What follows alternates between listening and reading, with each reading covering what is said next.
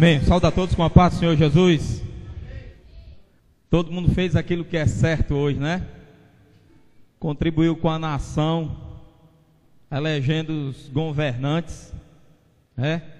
Acredito que todos tomaram responsabilidades e ninguém foi omisso, porque a omissão não vem de Deus. Nós temos que ter responsabilidades. Nós nunca ensinamos que as pessoas deveriam anular seu voto ou votar em branco, porque esse é o sinal mais claro da covardia. É o sinal mais claro de que não se está nem aí para o que vai acontecer. É o sinal mais claro de que a pessoa não quer ter responsabilidade com nada nesse mundo. E Jesus nos chamou para ter responsabilidade com esse mundo, amém? É para isso que nós pregamos o Evangelho. É por isso que nós saímos nas ruas. Ontem nós estávamos lá no Passaré. É por isso que nós abrimos núcleos, né, Silvio? É por isso que a gente prega na internet. É por isso que a gente, em todas as oportunidades que nos é dada, nós estamos colocando a mensagem de Deus no coração, porque nós temos responsabilidade com esse mundo. Jesus teve responsabilidade com esse mundo. Jesus não passou por aqui e disse: eu não estou nem aí para o mundo e para o que está acontecendo no mundo, não. Ele procurou fazer a sua parte, encerrou a sua vida dizendo: está consumado a minha parte, a minha responsabilidade, a minha tarefa, o meu dever, o meu compromisso com esse mundo. E o crente tem assim uma grande ilusão. Ele acha que vai botar alguém lá que vai resolver o problema do mundo, né? Ele acha: eu não vou votar nesse porque esse é isso, aquilo outro. E acha que vai aparecer algum Messias que vai resolver o problema. Querem colocar lá um querubim lá na presidência da República para resolver os problemas do Brasil. Isso não existe. Os problemas espirituais que o mundo tem é de responsabilidade de quem? Vocês sabem? Da igreja. Mas o que é que a igreja tem feito? Ficado de braços cruzados. De onde vêm os maiores maus exemplos que a gente tem conhecido no nosso mundo? Dos assim chamados povo de Deus. Não é muita mentira, não? Não é muita contradição aquilo que eles dizem com aquilo que eles vivem? Muita contradição. E eu gostaria de falar essa noite, irmãos, sobre um versículo que eu já devo ter pregado aqui da igreja pelo menos umas 1000 vezes. João 8:32. Conhecereis a verdade e a verdade vos libertará. Quando você sai no meio dos crentes, você pergunta a ele: você conheceu a verdade? Ele: graças a Deus, Jesus é o caminho, a verdade e a vida. E aí você pergunta em seguida: e você é liberto? Aí ele faz assim. Não é uma grande contradição? Está expresso em João 8:32. Conhecereis a verdade e a verdade vos libertará. O que é que nós temos diante de nós, irmãos? Um mandamento com promessa. Primeiro vem o mandamento. Qual é o mandamento? Conheça a verdade. Qual é a promessa? Essa verdade vai libertar vocês. Os assim chamados crentes, os assim chamados povo de Deus, dizem conhecer a verdade, mas não são libertos. Quem está mentindo? O Espírito da palavra, o Senhor Jesus ou o homem? Quem está mentindo? A pessoa diz conhecer a verdade, mas não para de ter raiva. Não consegue viver um dia sem ter raiva. Já é conhecido por essa característica. É esquentado, é pavio curto, é tribulado, tribuloso. Liberto de quê? E que verdade essa pessoa conhece? Irmãos, o oposto disso que nós estamos lendo aqui pode ser: conheça a mentira e você nunca será liberto. Eu tenho uma certeza de que aquilo que as pessoas estão conhecendo é a mentira e não a verdade. Eu tenho certeza de que aquilo que as pessoas estão falando, professando, é mentira e não verdade. Sabe por quê? Porque não se vê libertação na vida delas. As coisas verdadeiras, irmãos, elas não podem serem escondidas. Muita gente tem dito assim: eu já almocei. Tem escrevido na sua agenda: eu já almocei. Mas deixa eu fazer uma pergunta, isso é uma analogia. Se eu, ao meio-dia, colocar no papel, colocar na agenda, colocar num prato, colocar em qualquer lugar, que eu já almocei, não tendo eu almoçado, eu vou conseguir deixar de sentir fome? Pensem aí. Eu não almocei, mas eu escrevi: eu já almocei. Meu organismo vai mostrar que eu estou com fome? Ele vai roncar o estômago? Eu vou ficar com a boca daquele jeito assim, salivando, um pouco amarga por falta da comida? Vai deixar de acontecer essas coisas porque eu afirmei que eu almocei? A minha afirmação não vale nada diante daquilo que é real e daquilo que é verdade, daquilo que é verdadeiro. Eu posso colocar na agenda que eu já tomei café da manhã, que eu já almocei e que eu já jantei. E no dia seguinte eu posso dizer a mesma coisa. Com 5 dias que eu estiver fazendo isso, o que é que vai acontecer comigo? Eu já serei um defunto. Esse povo tem falado que tomou café da manhã espiritual. Tem falado que almoçou. Tem falado que jantou, tem feito isso dias após dias e o espírito está morto, porque de fato o alimento de Deus não está em suas vidas. Eu desafio você a escrever na sua agenda, ou pegar e botar um púlpito na frente da sua casa e dizer: eu almocei, eu almocei. Sem almoçar, eu desafio você, se o seu organismo vai entender isso como realidade. Eu desafio. Tem pessoas que sem um almoço já sentem dor de cabeça. Quem tem isso aqui? Se eu não almoçar, eu já sinto dor de cabeça. Se eu escrever na agenda que eu não almocei, pode ter certeza que 5 horas da tarde eu estou com dor de cabeça. Meu organismo não toma isso como verdade. Não toma isso como verdade. E eu estou usando esse exemplo, irmão, porque as pessoas estão dizendo que estão cheias do Espírito Santo. Só que as obras dela não correspondem a essa presença do Espírito Santo. Você é de Deus, irmão, eu sou de Deus, glória a Deus pela misericórdia, eu sou de Deus. Mas as atitudes não correspondem àquilo que ela diz. Irmãos, isso foi o ponto que mais irritou Jesus Cristo na sua permanência como homem na face da terra. O que mais enojou Jesus, o que mais deixou ele irritado, o que mais deixou ele revoltado, eu vou dizer assim, porque Jesus se revoltava contra a hipocrisia. Quando Jesus se dirigia aos fariseus, não havia uma comunicação amistosa, porque os fariseus diziam: eu almocei, mas eles estavam morrendo de fome, o estômago deles roncava. Eles diziam: já almocei, mas eles estavam com dor de cabeça, desmaiando, fracos. Eles diziam: nós somos de Deus, mas as atitudes deles não eram atitude de filhos de Deus.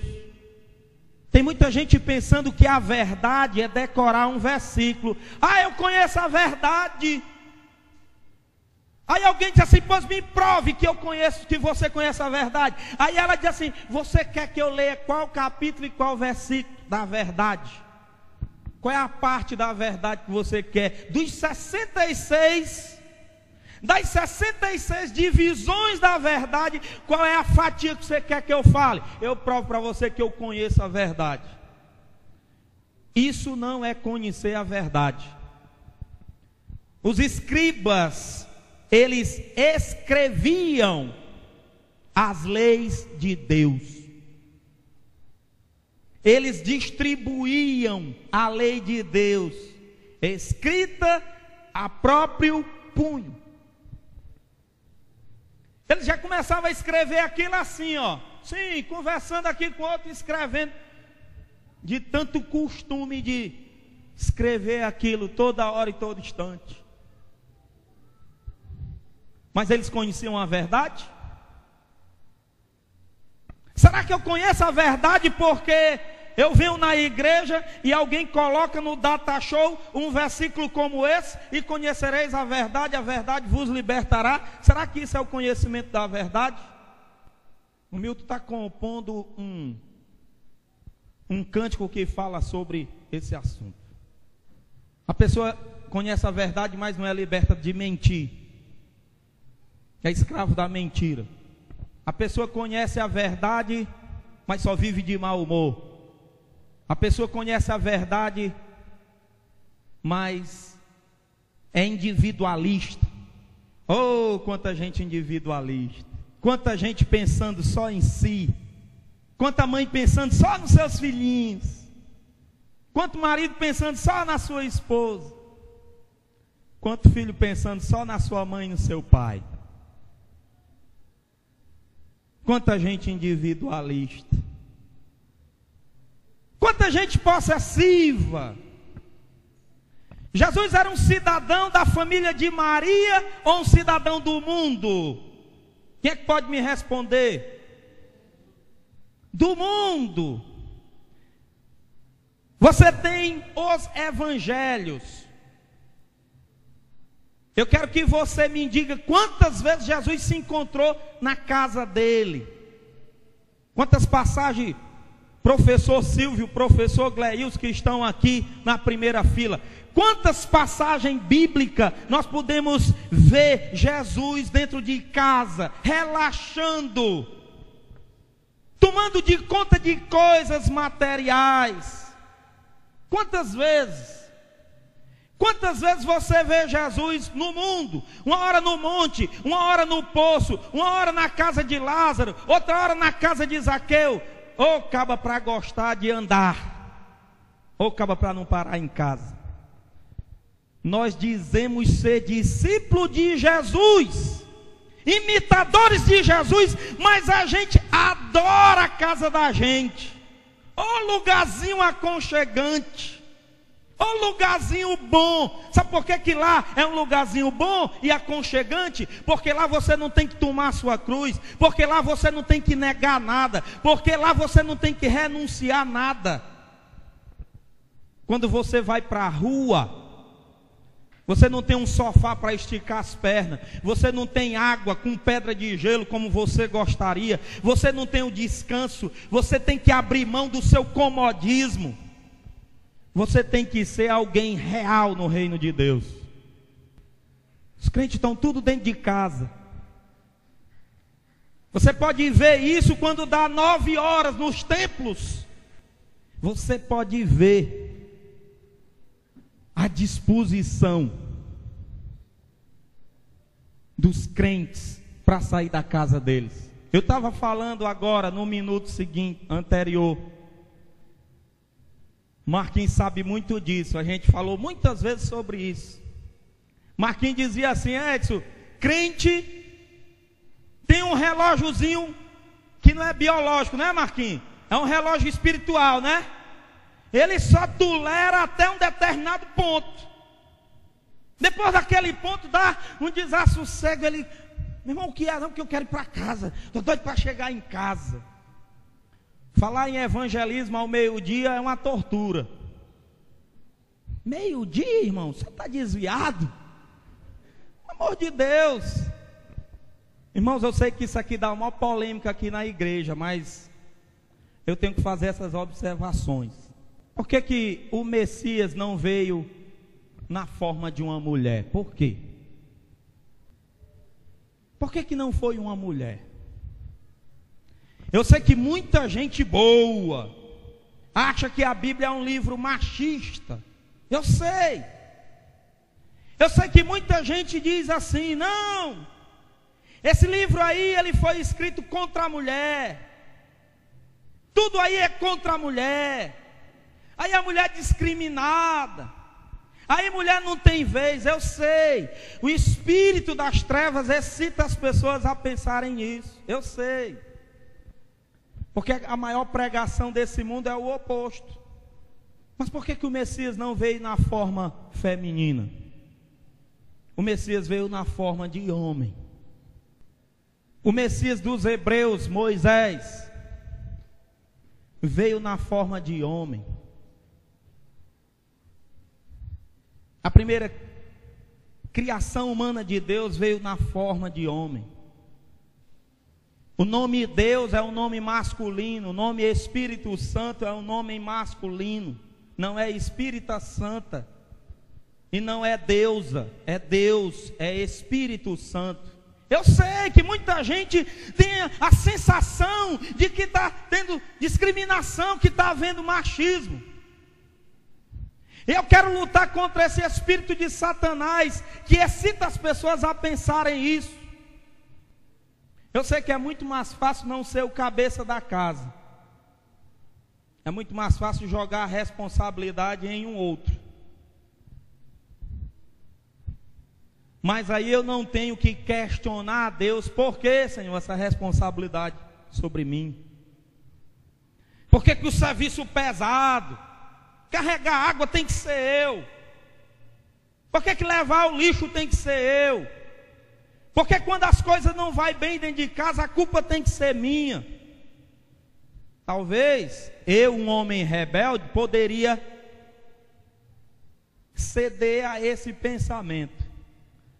Mas o que é que eu entendo? Deus quis que fosse assim. E Deus não permite que eu diga que estou de barriga cheia para o meu organismo e Ele aceite isso como comida. As minhas palavras não servem como comida para o meu organismo. Aquilo que eu escrevo na minha agenda: organismo, não peça almoço, você já almoçou, não serve como comida.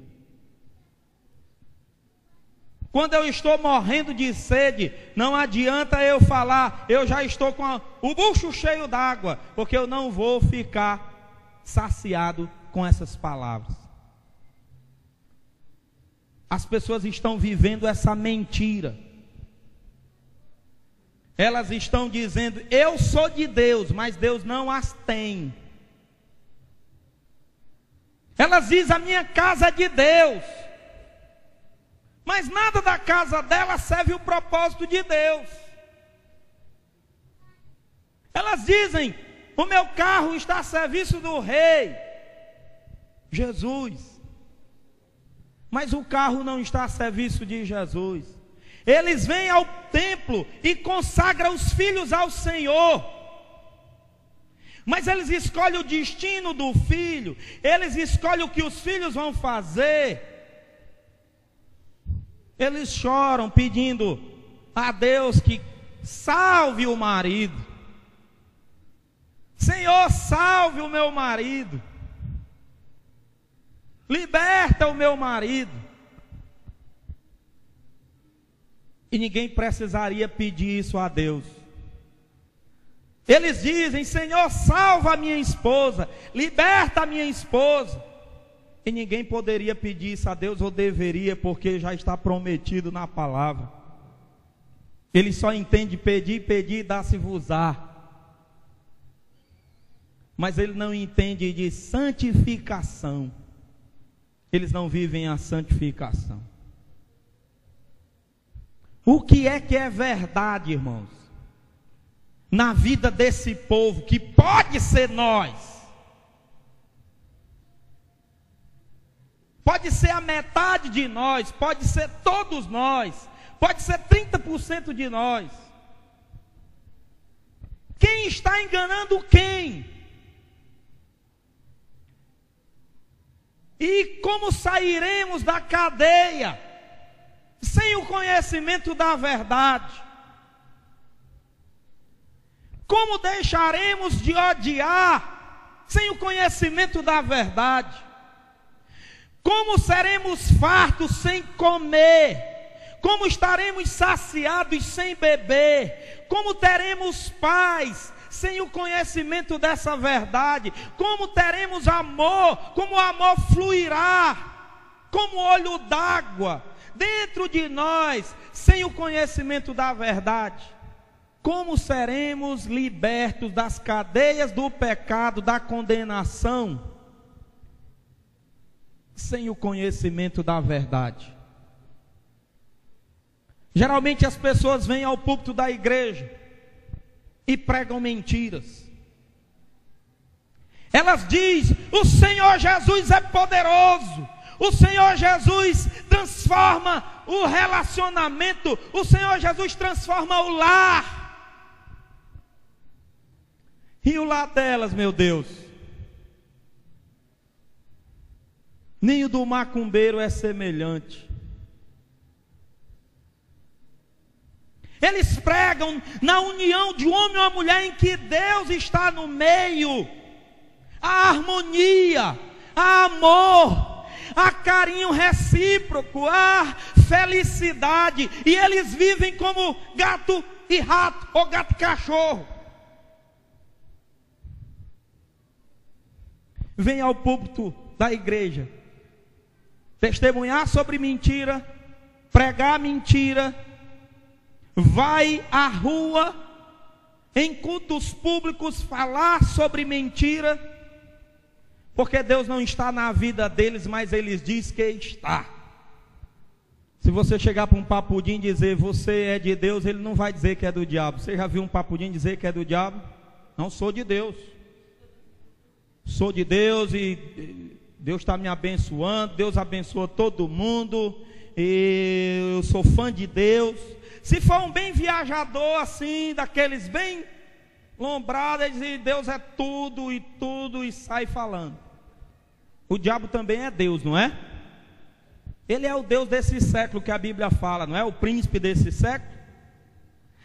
Ele é aquele que a Bíblia diz que não pode ser agradado juntamente com a tentativa de agradar ao próprio Deus. Ele diz: não se pode agradar a dois senhores. Ele é conhecido como Senhor, ele é conhecido como Deus, ele é conhecido como príncipe, mas nele só há mentira.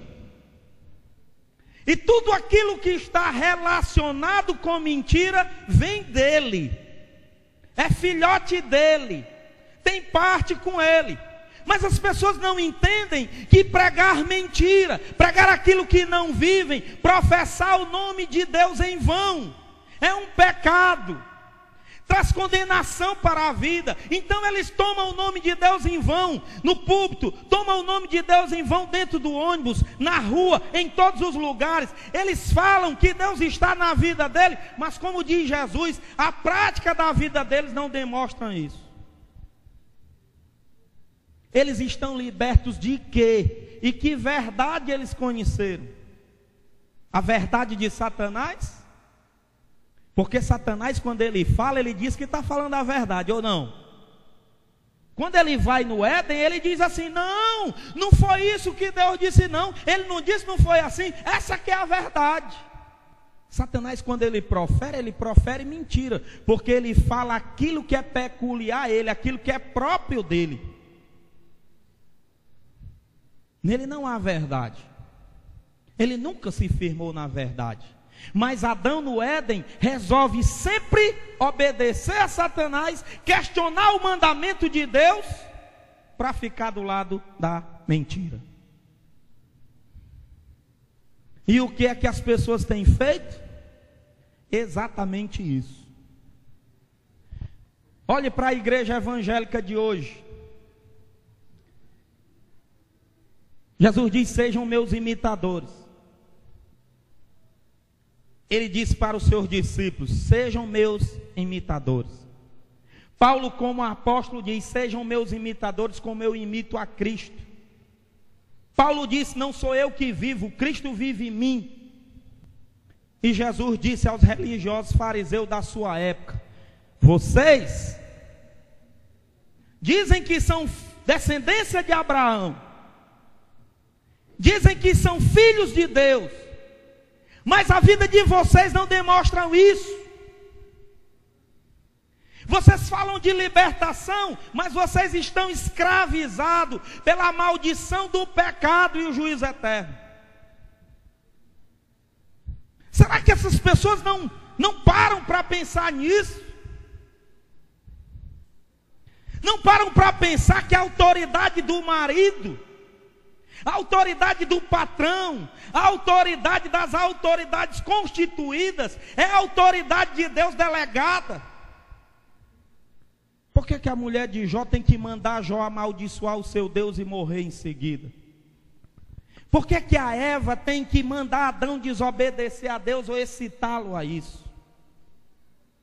Por que as pessoas convencem as outras a não dar o tributo a César, quando Jesus diz: dai a César o que é de César, mas dá a Deus o que é de Deus? Tenha responsabilidades sociais, tenham responsabilidades com as coisas desse mundo, mas dê a Deus o que é de Deus. Aí as pessoas entendem que dar a Deus é vir para um culto, é comprar uma Bíblia, é decorar um versículo ou outro, é pregar aquilo que não vive. Deus não está interessado em arautos de mentira. Deus não quer se transformar numa mentira através dos seus arautos. Todo arauto de Deus deveria ser alguém que vive aquilo que prega. Se ele diz que Jesus liberta, ele tem que ser liberto, porque as pessoas têm que ver nele essa libertação. Irmãos, eu sei que os crentes terão uma punição maior de Deus no último dia, no juízo final. Eu sei, porque a palavra de Deus nos revela que a quem muito é dado, muito será cobrado. Porque a palavra de Deus diz que não se deve tomar o nome de Deus em vão. Porque a palavra de Deus diz que aquele que faz voto a Deus deve correr, se apressar em cumprir. Porque a palavra de Deus diz que a palavra de um crente deve ser sim, sim e não, não. Porque a palavra de Deus diz que aqueles que praticam a mentira não têm parte com Deus e sim com o diabo. O que é conhecer a verdade? Novamente eu pergunto. Será que é ler um versículo? Será que é comprar a melhor Bíblia lá na casa da Bíblia? Será que eu conheço um carro? Eu conheço? Quem é que conhece um carro aqui? Você conhece um carro? Para conhecer um carro você tem que saber de todo o seu funcionamento. Às vezes tem mecânico que não conhece um carro, ele chama outro: rapaz, tem um problema aqui que eu não estou sabendo resolver. O conhecimento que a Bíblia fala é aquilo que conserta. Eu ando num carro, mas quando ele dá o prego na rua, sabe o que é que acontece? Eu fico na rua, porque eu não conheço o carro. Se ele apresentar algum problema, eu vou ficar penalizado por isso, prejudicado por isso. Sabe por quê? Porque eu não tenho a chave, o segredo, o conhecimento, a fórmula para resolver aquele problema. Nós já falamos aqui, tem pessoas que vivem a fé dos outros. Fulano de tal uma benção. Fulano de tal uma benção, rapaz, sempre alegre, sempre disposto.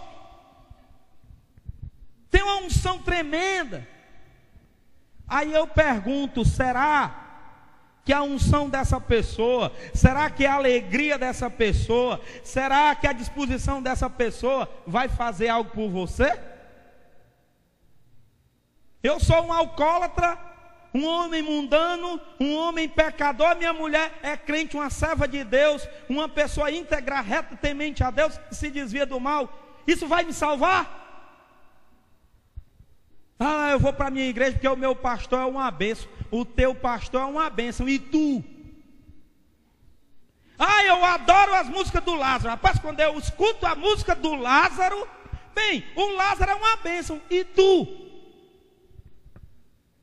Rapaz, tem um pregador aí na internet aí, rapaz, maravilhoso. Ah, acessa lá no Orkut, tu vai ver. Em 5 minutos tu já está chorando. Rapaz, o homem tem uma profundidade, ele conhece.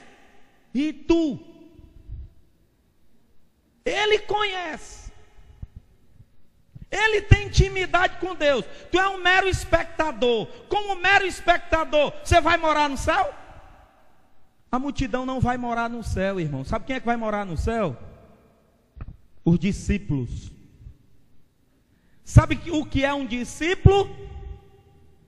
É aquele que não vai embora nem quando o mestre manda. Você sabia disso? Sabe por quê? Porque só o mestre pode mostrar o caminho da vida eterna para ele. Jesus praticamente disse assim: Pedrinho, vai embora, vai junto com os outros. Aí ele disse: para onde irei, Senhor? Se só tu tens as palavras da vida eterna. Pedro não estava atrás de bênção, não. Não vou lá na reunião, que eu tenho vai ter uma bênção. Eu vou voltar com a minha bênção. Crente é doido para voltar com a bênção, irmão. Vocês já prestaram atenção?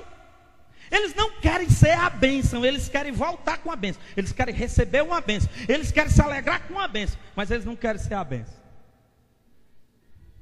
Eles gostam de dizer: rapaz, irmão Silvio é uma bênção. Mas eles não dizem: Senhor, eu também sou uma bênção, ou eu quero ser uma bênção se não sou. Se um aleijado, irmão, se acostumar com a muleta, ele pode largá-la? Não. Se o aleijado ficar dependente da muleta, ele não vai largar ela nunca. Se Jesus chegar para um coxo e dizer: levanta-te e anda. E é claro que Jesus diz assim: abandona esse leito, levanta-te e anda. Mas se Jesus dizer para um coxo: joga essa muleta e anda, se ele estiver apegado a essa muleta, ele pode até não precisar dela, mas ele vai continuar andando com ela. Existe muita gente apegado a muletas. E muleta é aquela pessoa que ajuda a gente, aquela pessoa que precisa da gente. Jesus quer que a gente ande sozinho. Ah, mas eu preciso de fulano de tal, quando ele não está tão ruim, nada acontece, eu preciso dele, Jesus, eu preciso dele. Você já pensou se eu, um marmanjo desse, ainda tivesse precisando do meu pai e da minha mãe? Até hoje eles estavam pagando as minhas contas. Cadê a dona Elizabeth? Pergunta ali quando foi que eu fui pedir 10 centavos ela para pagar uma conta minha. Ela me criou para ser homem, eu já disse aqui. Eu vou agradecer a Deus eternamente pela educação que recebi da minha mãe. Mas tem tanta gente, irmão. Será que a minha mãe sabe dos problemas que eu enfrentei na minha casa? A minha sogra e o meu sogro sabem, mas ela não sabe. A minha mãe não sabe. Manu, nós vamos resolver. Não, mas a mãe já disse que ajuda e tal, não sei o quê. Minha filha, a gente tem que sair de dentro de casa. Mas aqui eu não posso ficar, eu tenho uma alergia e tal. Minha filha, mas a gente tem que aprender. Os filhos, numa certa idade, não deveriam mais trazer problema para os seus pais, porque eles já tiveram muitos problemas. Já trabalharam muito tempo em prol daqueles filhos. Já tiveram muita dor de cabeça, muitas noites de sono. Mas tem filha que não, de 40 anos, de 30 anos, que não sabe viver sem ir lá falar do marido para a mãe. Tem marido de 40, 50 anos que não sabe viver sem encher o saco da mãe por causa da esposa. Não crescem nunca. Já receberam a idade de soltar as muletas e andar com as próprias pernas, mas não querem. Tem muita gente no reino espiritual também que já estão bem crescidinhos para largar o andar já. Mas acha mais cômodo estar sentado naquela calça presa, aquela ferragem com aqueles pneuzinhos para andar se arrastando para um lado e para o outro. Se eu disser para vocês, vocês não acreditam. Crentes de nascença, com 35 anos de idade, desaparece, não deixa endereço, não deixa telefone, nada. Daqui a 3 meses aparece. É porque eu tive esse tempo todo ausente, ninguém nem disse que eu era bonito, nem feio, nem ligou, nem nada. Meu Deus do céu. Na época da Bethesda, eu me lembro que eu encontrei alguns irmãos que desapareceram da igreja. A liderança tinha trocado. O primeiro pastor foi o Fabrício, ali na rua do Cavalo Marinho. E depois entrou um outro dirigente chamado Edson, com W no começo. Aí depois de um certo tempo eu percebi que uma família não aparecia mais. E eu encontrei eles. Rapaz, que foi que houve? Nós estamos sentindo saudade de você, falta de você na igreja, rapaz, desapareceu. A gente não sabia se tinha se mudado, se tinha o que é que está acontecendo. Não, porque o pastor Fabrício, né, ia todo dia lá em casa, né, fazia cafuné, trocava fralda e não sei o que, né, ele não está mais lá agora. Você sabia que tem gente que é assim? Eles dizem que estão libertos. Libertos de quê, irmão? Não estão libertos do coelho, não estão libertos do bico. Não estão libertos dos cuidados do papai e da mamãe, porque ainda são criançonas de 50 anos de idade. Bebezão. Não podem fazer nada sozinho para o Senhor, porque precisa de alguém. Oh, se alguém for comigo, eu vou. Essas pessoas não vão para o céu, sabe por quê? Deixa eu dizer isso. Porque elas vão dizer assim: se alguém for comigo, eu vou. Aconteceu um negócio lá no Passaré que só eu testemunhei ontem. Eu não sei se alguém percebeu, uma hora chamaram o Renê lá do lado. Pastor Renê, pelo amor de Deus, meu irmão, você tem que largar o negócio aqui um pouquinho, porque o meu filho está possesso de 4 legiões de demônio lá em casa. Aí o Renê olhou para uma irmã lá e disse assim: irmã, só está nós dois. Não, pastor, pelo amor de Deus, não, eu tenho que ir. Rapaz, eu sabia se eu ria ou se eu chorava, porque o desespero foi grande. O desespero foi grande. Mas sabe o que é que essas pessoas dizem na igreja?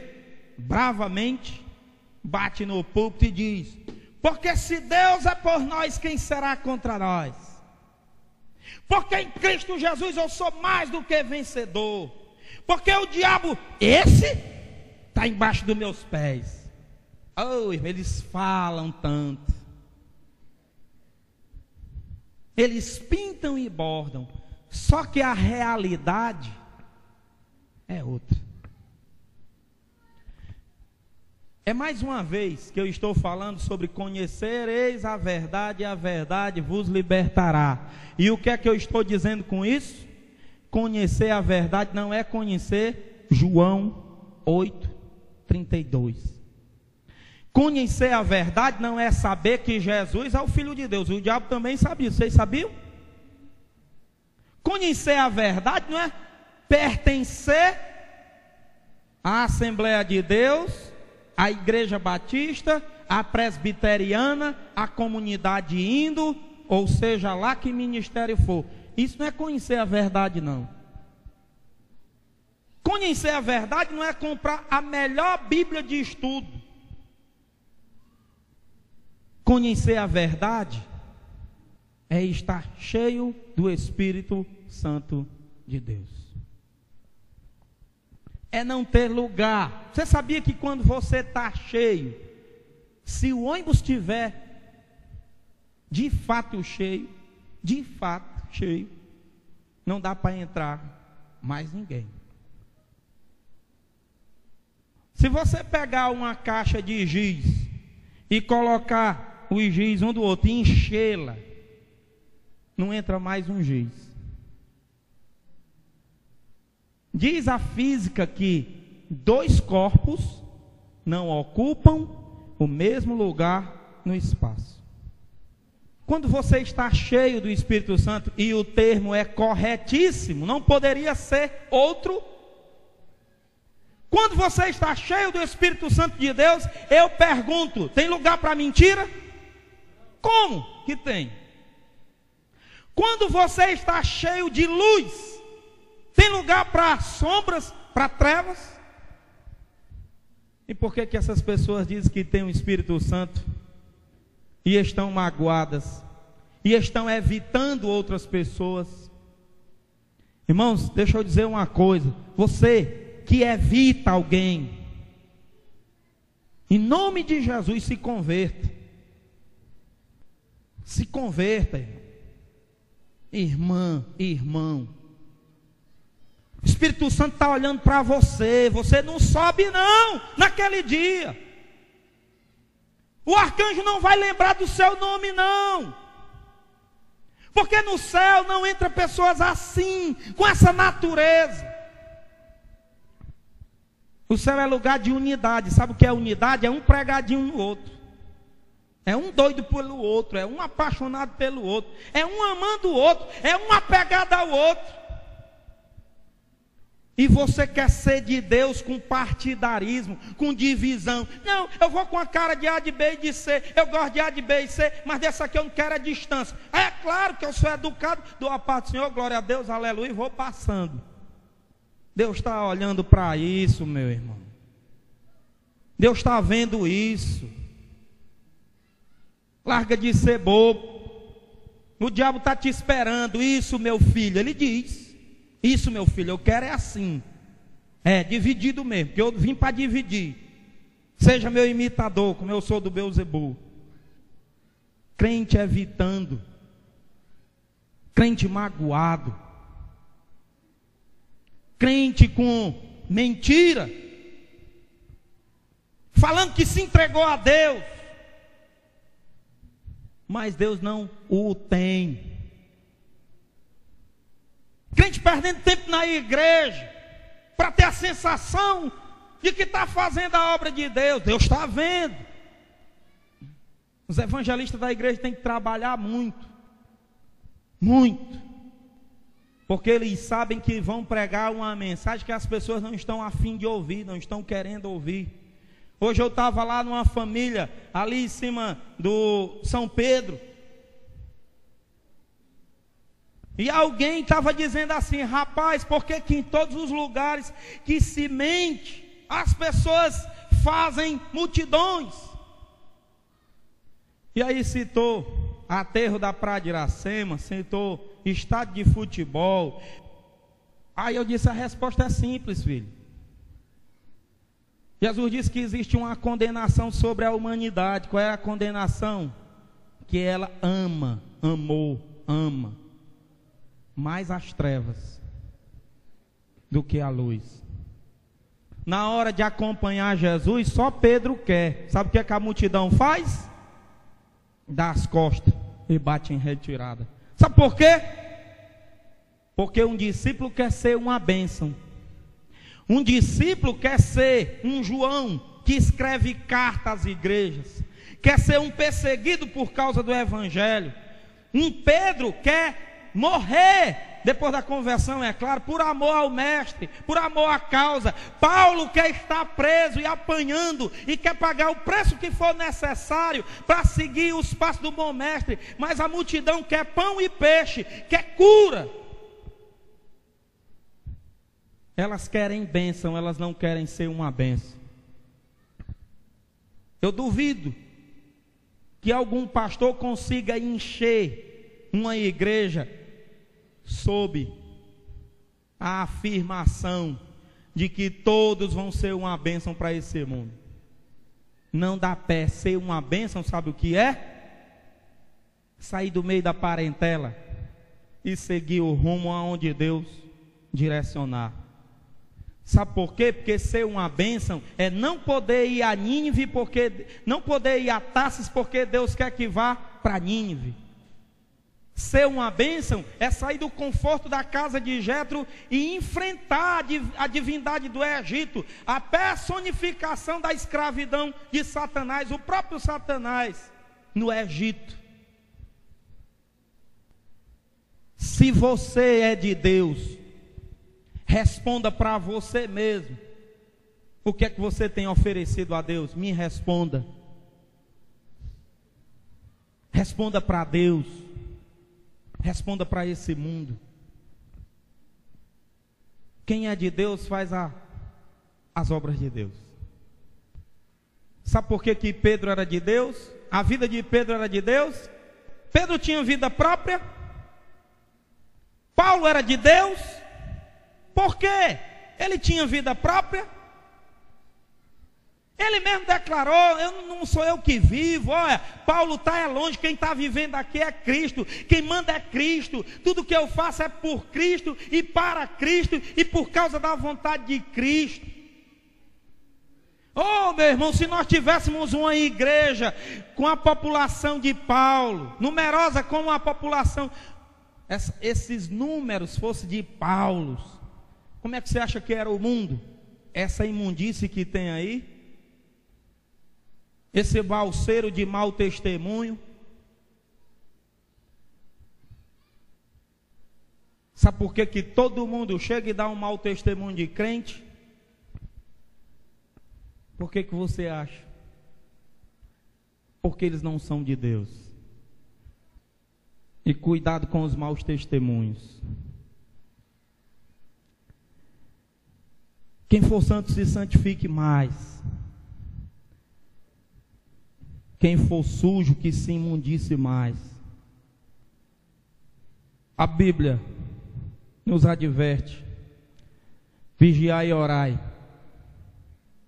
para não cair em tentação, em algumas traduções em condenação. Cuidado com as más companhias, elas sempre corrompem o bom homem, a Bíblia que diz. Cuidado com o que sai da tua boca, para não ser algo que não seja sim, ou algo que não seja não. Conheça a verdade. Não fale que está de barriga cheia com o estômago roncando, não. Isso é mentira.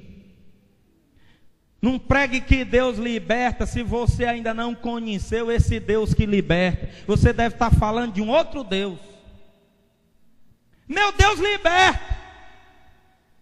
Aí a pessoa vem: de quê, hein? Eu não vejo libertação na tua vida. Tu está sempre estressado, está sempre murmurando, está sempre magoado, falando de A, de B e C. Quem é teu Deus mesmo, hein?